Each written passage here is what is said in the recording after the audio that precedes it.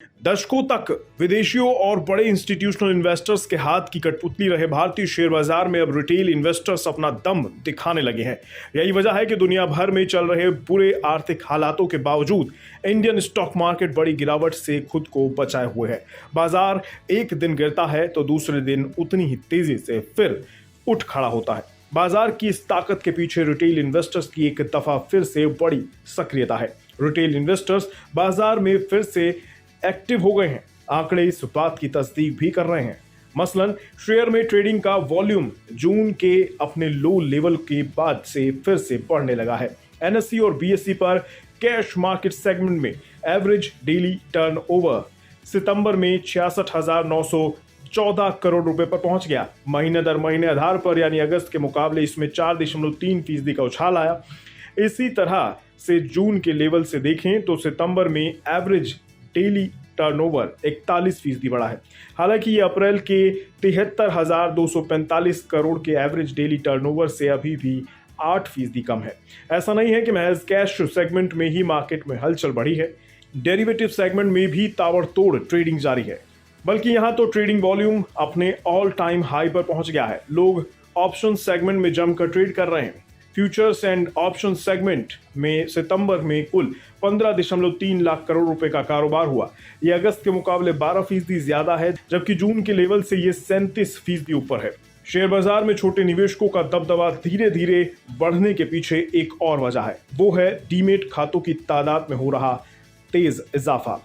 अगस्त में देश में डीमेट खातों की संख्या पहली दफा 10 करोड़ के अहम आंकड़े को पार कर गई थी। गुजरे 4 महीने में ही 22 लाख से ज्यादा नए डीमेट खाते खोले गए हैं। सितंबर में 21.1 लाख नए खाते खुले और इस तरह से कुल डीमेट खातों की संख्या उछलकर 10.26 करोड़ पर पहुंच गई।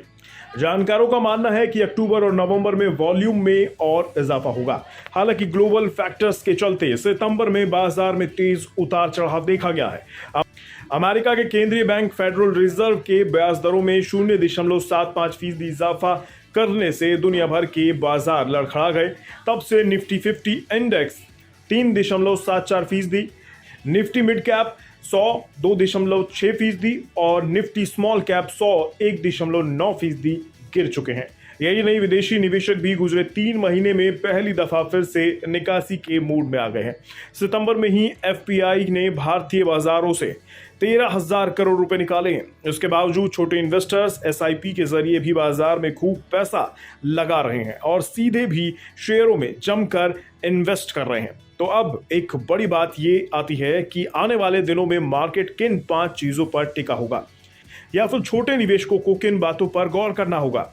तो इनमें पहली चीज है अमेरिका में इंटरेस्ट रेट को लेकर फेड रिजर्व का रुख। दूसरा, महंगाई भी बड़ा फैक्टर रहेगी। इसके अलावा क्रूड के दाम भी अहम है, क्योंकि ओपेक देशों ने प्रोडक्शन कट का ऐलान कर दिया है।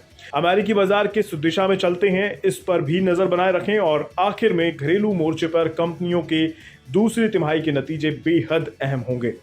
तो कुल मिलाकर छोटे निवेशक बाजार का हाथ मजबूती से थामे हुए हैं। हर रोज बड़ी तादाद में नए निवेशक बाजार में दाखिल भी हो रहे हैं और ये ट्रेंड अगर इसी तरह से चलता रहा तो तय है कि भारतीय मार्केट बड़ा धमाल मचाएगा।